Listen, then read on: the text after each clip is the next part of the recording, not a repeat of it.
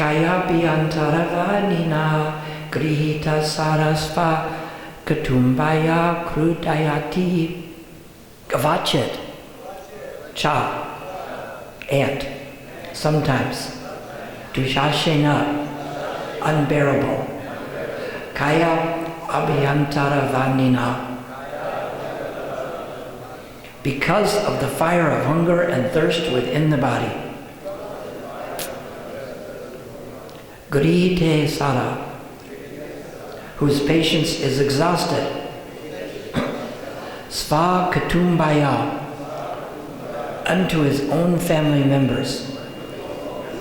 Krudayati he becomes angry. I forgot the invocation, so we will do it now and then read the translation. Om Namo Bhagavate Vasudevaya. Om Namo Bhagavate Vasudevaya. Om Namo Bhagavate Vasudevaya. So the English to this. Sometimes, due to bodily hunger and thirst, the conditioned soul becomes so disturbed that he loses his patience and becomes angry with his own beloved sons, daughters, and wife. Thus, being unkind to them, he suffers all the more. Purport by Srila Prabhupada. Srila Vidyapati Thakur has sung, Tatala Sakate Vari Bindu Sama Sutta Mita Ramane Samaji. The happiness of family life is compared to a drop of water in the desert. No one can be happy in family life. According to the Vedic civilization, one cannot give up the responsibilities of family life. But today, everyone is giving up family life by divorce, and sometimes by kitchen fires. We'll get back to that. This is due to the miserable condition experienced in the family. Sometimes, due to misery, one becomes very hardened toward his affectionate sons, daughters, and wife. This is but part of the blazing fire of material life. Om Jnana Timiranya Sahagana Gana Salakaya Chaksurin Militanyena Tasmai Shri Gurave Namaha. So today we will talk about investing with positive returns as opposed to what gives us negative returns. We'll explain something about capital gain, especially spiritually. And we will relate this to two kinds of consciousness. Basically, we have consciousness of all kinds of things. But basically, it can be boiled down to two kinds of centers. I am either Krishna-centered, or I am self-centered, emphasis on selfishness. You may have noticed that this selfishness and self-centeredness gets us into all kinds of trouble. Unless you're a devotee and then it's okay. Sometimes we might think this way. But usually you do the same thing, you get the same reaction. Is it not true? Just like one person, if you take an ordinary materialist and he drinks a lot of alcohol, what happens to him? He becomes intoxicated, drunk, right? What if you take a person born in a Brahmin family or a devotee and they drink lots of alcohol? What do they get? What is it? What is it? The same thing, intoxicated. Just like we can take an ordinary person, they can chant Hare Krishna and they can become a devotee. So what we'll see in this investing is it's not who you think you are, but what you do that makes the most result. So we see here this kind of investment. What happens? We'll go back and look at this. Because of bodily hunger and thirst, the conditioned soul becomes disturbed. Okay, what happens when he gets disturbed? He loses his patience Then he becomes angry with his beloved sons and daughters, and he suffers all the more. So what is the problem here? The problem is that we're looking at the investment, what kind of return we get. We have to study this and know. You need to know which is a snake before you pick it up thinking that it is a rope. And the idea with this drop of water in the desert reminds me, does anybody know what barish is, rain is? We probably forgot because we don't get much anymore, right? But one day, about a month ago, a big cloud came and it thundered and one drop of water came out. And we all took a swim in that, right? It looked like we are going to get a big, huge cloud of rain. But only one drop came out. So you're getting this one drop of water. And sometimes that almost makes it worse. If you are very hungry, and I bring you a big plate feast, and I say, take 1 grain of rice. You take the 1 grain, they say, okay, now I take the rest away. I thought I was getting that. No, that is the advertisement. What you really get is just the grain of rice. Do they put some money into advertising in India? So much of the products, it's all the advertising and the packaging. I remember before in America there was one ad about smoking. It says, are you smoking more and enjoying it less? Now, of course, anyone who is, it's true. Now, you keep doing it more and the result gets less. If I hire you for a job and every year you make less but you work harder, you sign up right now, you already have signed up for this. This is the way the material enjoyment works. Of course, the advertisement said, you switch brands. But each brand, what is the difference between one brand of cigarettes and the other? Well, they come in a different package, right? You look at these, there's so many different colors of packages. And which kind causes cancer? All of them. But the cigarette is really only bad one time. When is it bad? When? When you smoke it. So you have to remember that if things have a negative effect, as long as I don't invest in it, it won't hurt me. That's why we try to get a little knowledge of when we invest our energy. What is the difference between chanting and smoking? One brings Krishna prema, one brings suffering and misery. Who wants misery? Yes, I want misery, right? Is this what we want? Another thing with this material enjoyment, which shocked me, was I remember reading this back in the junior high, where I went with Badri Narayan a couple years ago. Well, maybe it was more than a couple years ago. But I read the one, we'd read a story and then we'd have a test on it. And the story talked about the law of diminishing returns. That the more you enjoy it, the more you take of it, the less you enjoy. Just like that cigarette. The more you smoke it, the less you enjoy it. It said that's why when they sell the 2-liter size of soda, it sells for less per ounce than just the 10 ounce. Because they know that as you keep drinking it, you keep enjoying it less and less and less. So it's like if I tell you there's an investment. Each week you give me 1,000 rupees and I'll give you 500 back. And then next month you give me 2,000 rupees, I give you 300 back. Each week the amount you give me will increase and the amount I give you back decreases. We think, well, I don't want that. But yet we sign up for this kind of enjoyment here, for this drop of water in the desert. Read here what was said in the purport. The result of this. we see that because they don't get what they want, they're so concentrated on this thirst and hunger that you become disturbed. And you get disturbed, you lose the patience, and then you start getting angry with all the people you should be loving the most. And the result is you suffer more. You judge the thing by the result. And due to misery, you become more hardened, which creates more suffering. So we think, first my premise should be, what I do should make me more happy, not suffer more.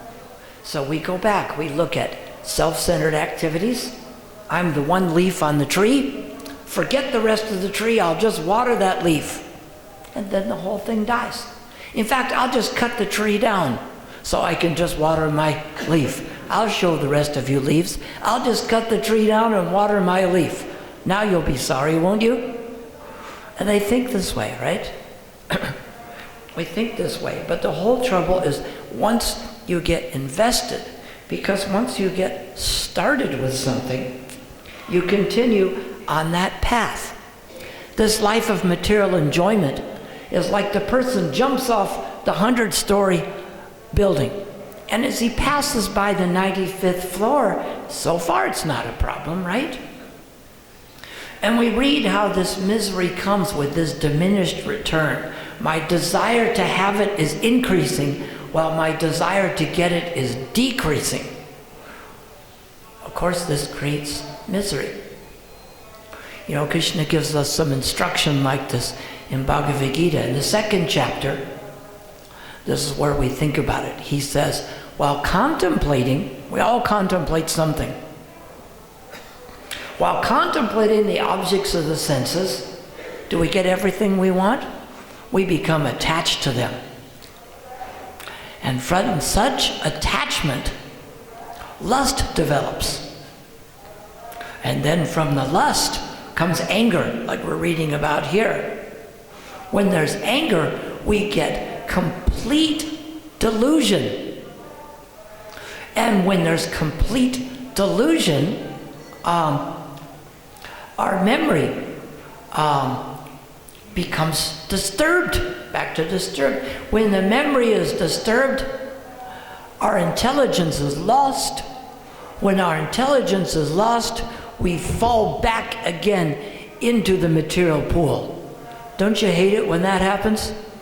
Who likes it when that happens?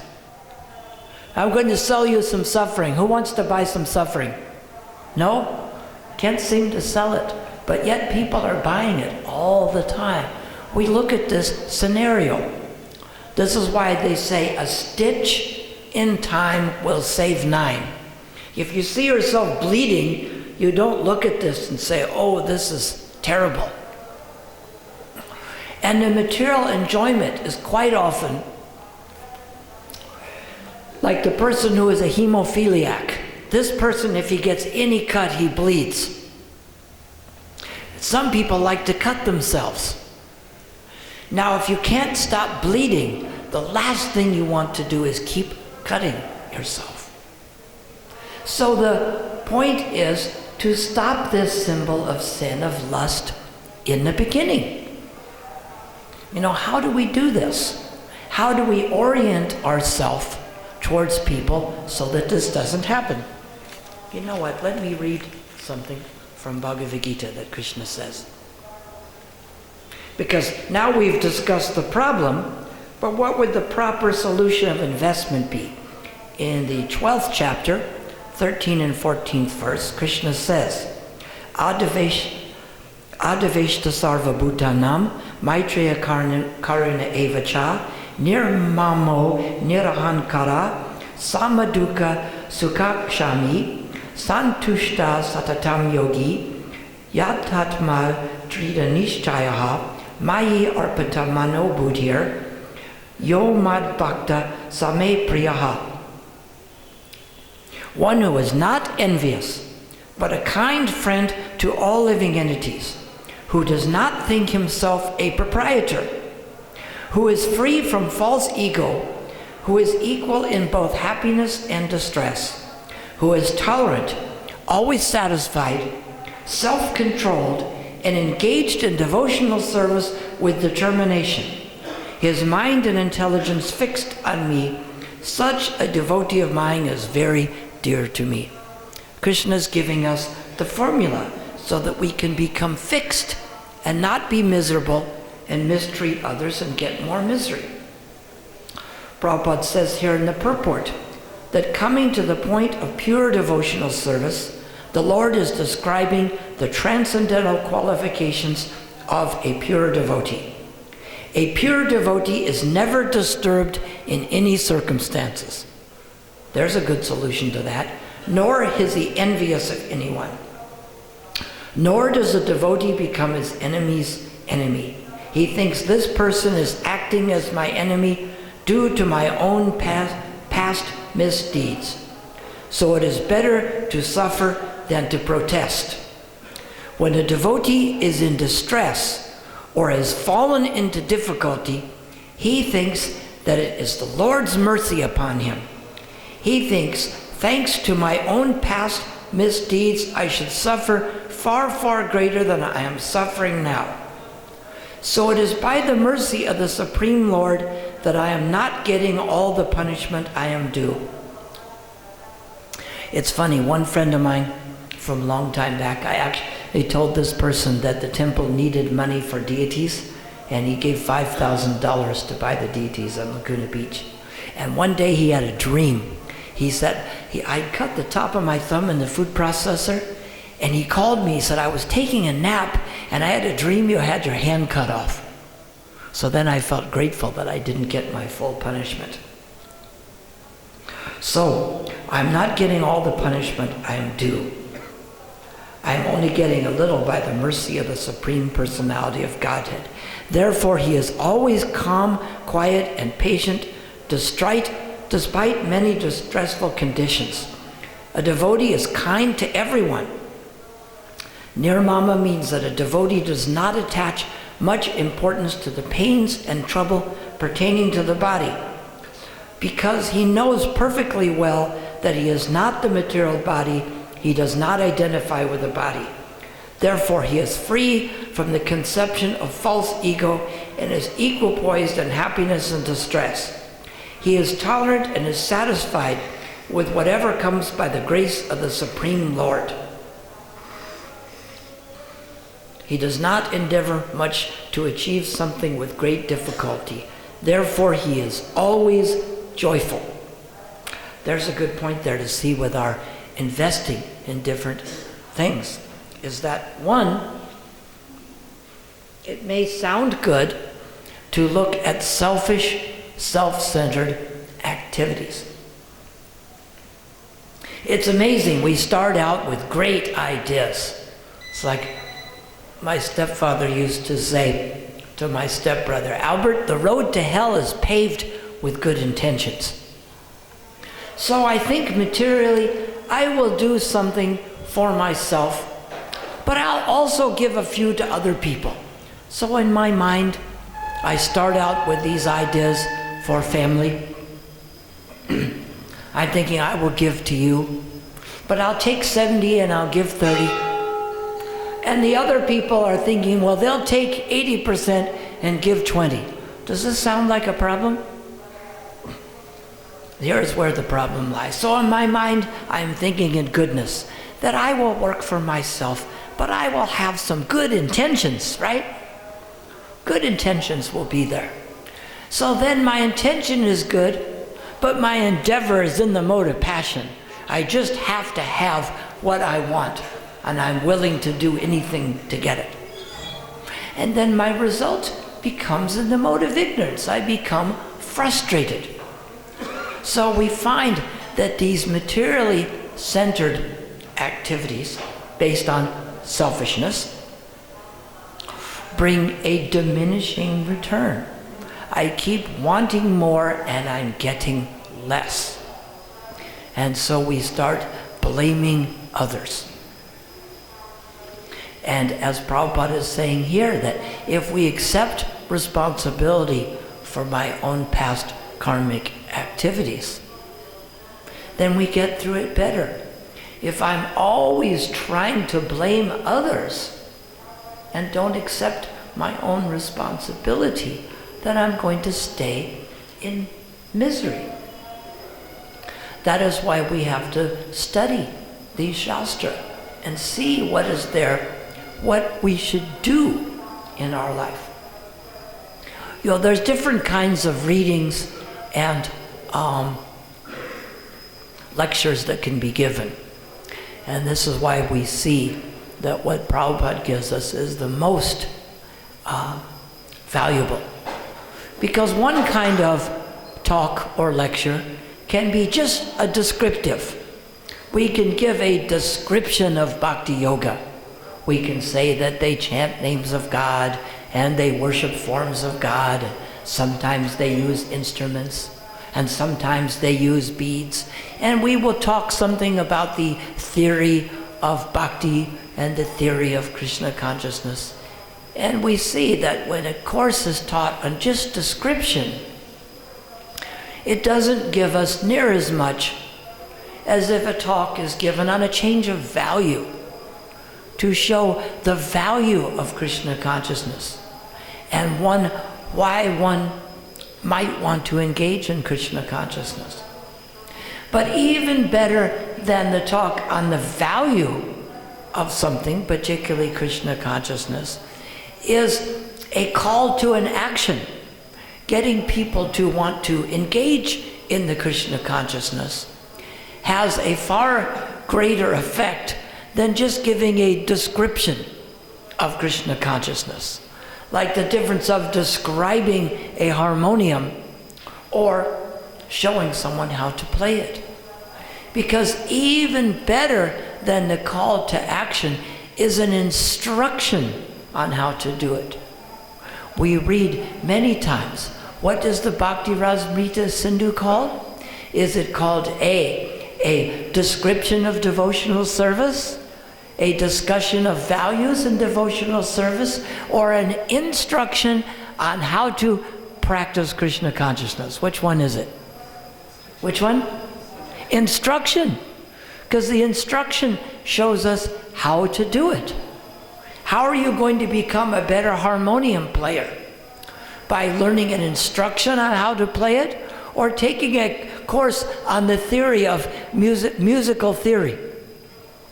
Now over here in the morning, you notice they have a little class about japa. Do they teach the theory of japa? Do they teach the value of japa? Or do they just give people instructions on how to chant japa? Which one is it? All of them, yes. It is all of it. But it's where the culmination comes. It's true, like with the material activities, when we're reading about the misery, when we're reading about by becoming disturbed, we lose our peace. By contemplating the objects of the senses, we become attached and develop lust and anger, and then we have complete delusion. Delusion is different than illusion. Illusion means you're not sure what's going on.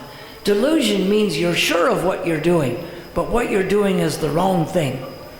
That's even worse, right? At least if I don't know where Agra is, I have some idea. But if I get on the road and turn towards Delhi and think I'm sure Agra is that way, I'm even worse. So with these ideas, we want to give a description. We don't want to instruct people how to get lusty, how to develop anger, and how to fall in the material pool. We want this to be a description, right? Because of course the first class way is that we read about the dangers of these material activities and what the result is. How we invest a lot and get very little return, in fact a negative return. Second, we can watch what happens when other people do it, right? Third, we may do it ourselves, but at least we learn. And fourth, we just don't learn at all. So, if we don't learn by studying, then at least we can learn by watching other people. And if we had to learn in the past, at least not continue to learn that way. So when we're investing energy, we find that I invest in chanting of the holy names. I'm not particularly getting anything selfishly for myself. It's like there's a big tree and I'm putting water on the root and I'm a leaf in this corner thinking, what good is this going to do me? I'm the leaf and I need water. Why should I put it on this root? But when the root is satisfied, the whole thing is satisfied. Just think, when we're all thinking selfishly, what the difference is. If we're all trying to get for ourselves and push each other out of the way, is that better? Or if we're all trying to serve each other? Just like when people drive in India, they're all thinking, how can I serve the other people? How can I drive in such a way that others will feel safe and others will feel my mercy? Do they drive that way? No. That's why they kill 143,000 people a year on the roads in India, because this driving is based on self-centeredness. It is not based on Krishna conscious values. Maybe we can try to change this.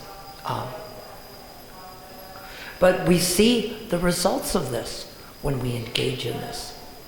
And when they say, like, investing in monetary things, one thing is income.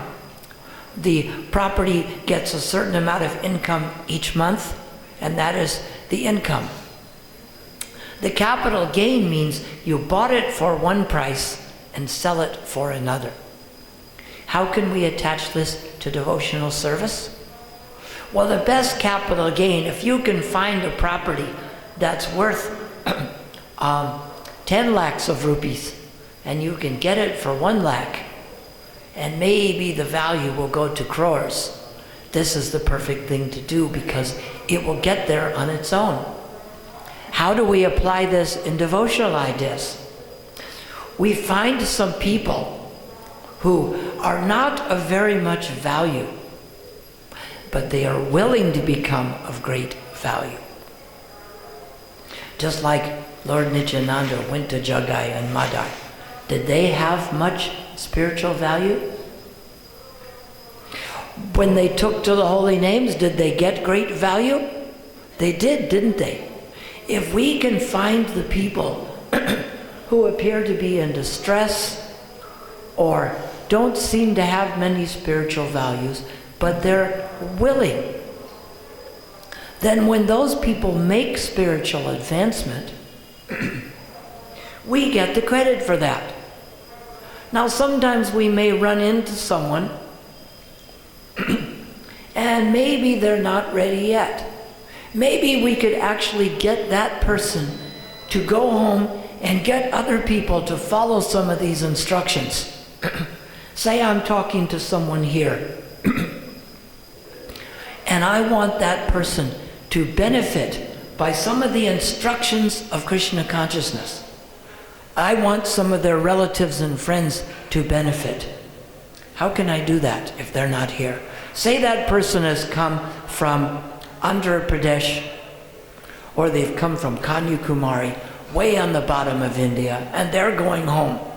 And I'm thinking, I would like some of their relatives to benefit by the instructions of Krishna consciousness, and therefore I can benefit. How would I be able to do that? Any idea? A book! Not just a small pamphlet, a book. Or even better, say there's a set of books. Just like books, you say, do you want the whole set of Bhagavatams? Or would you rather just start with the first canto? Because if they take the set of books home, say they take a Gita and a set of 3 Bhagavatams, that way if they all want to read a book, there's one for each one. The good part about reading it is this. If you're arguing with someone, I'm arguing with you and you're arguing with me, and we're both talking at the same time. They say when people are disagreeing, quite often the best thing, I write down what I'm thinking, you write down what you're thinking, and then we each read what the other one is thinking.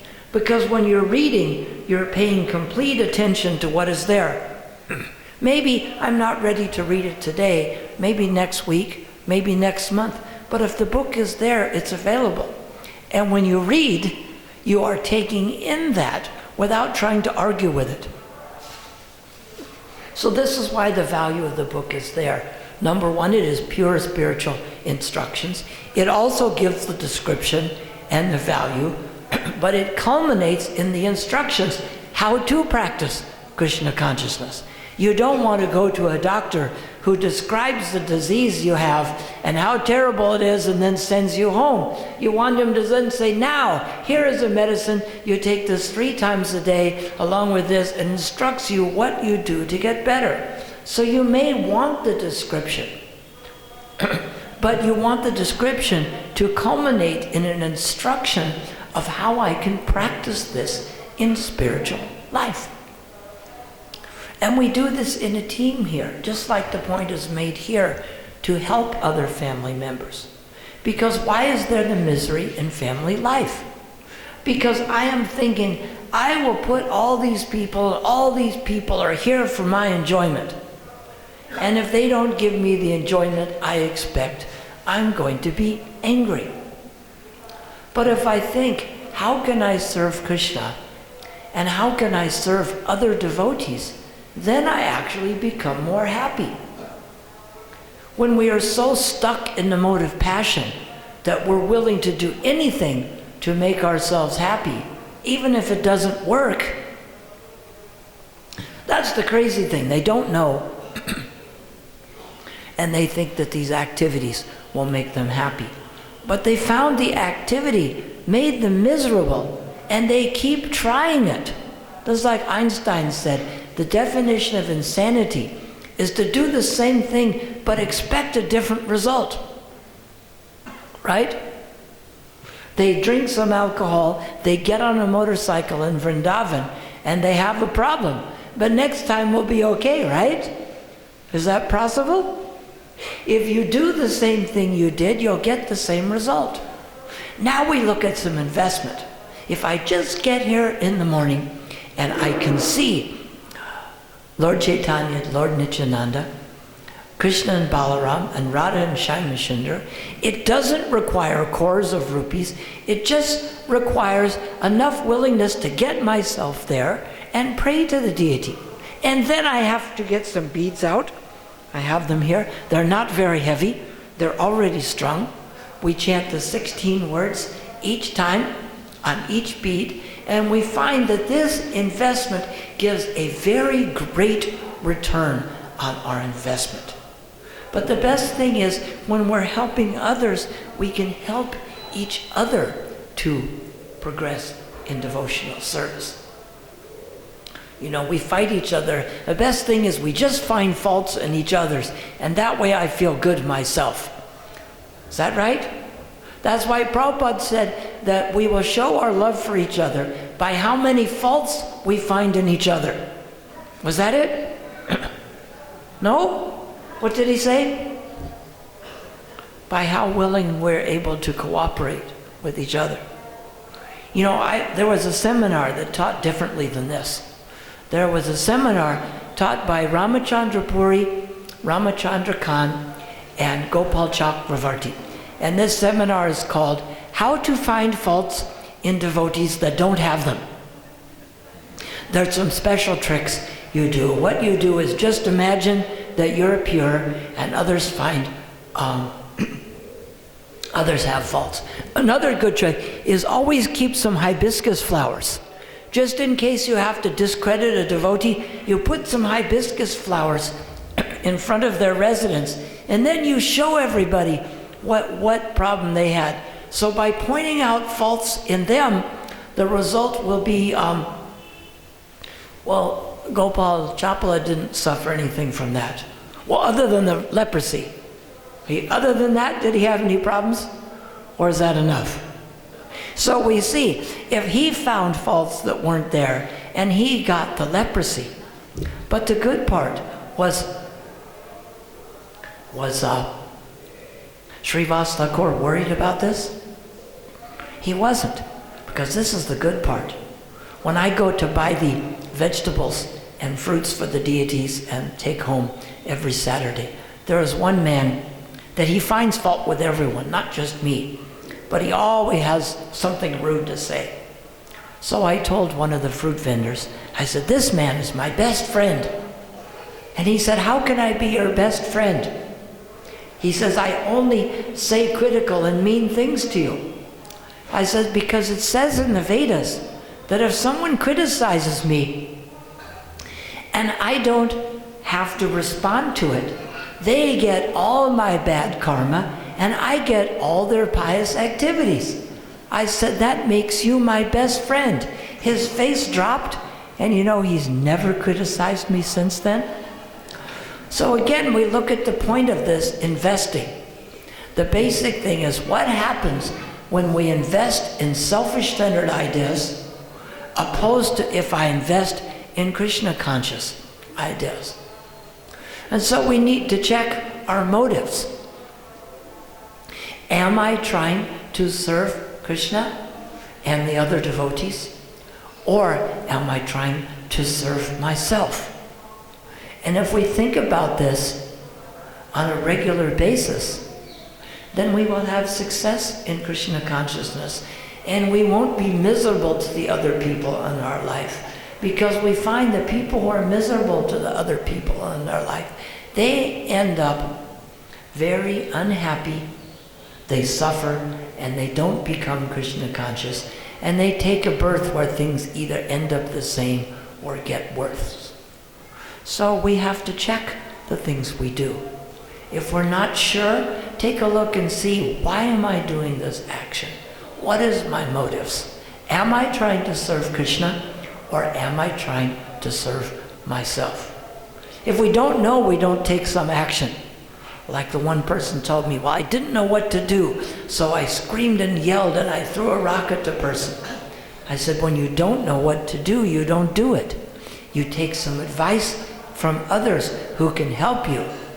And this is why it is important to associate with people who can help us take the proper actions. So any questions or comments on these ideas? There's a microphone here.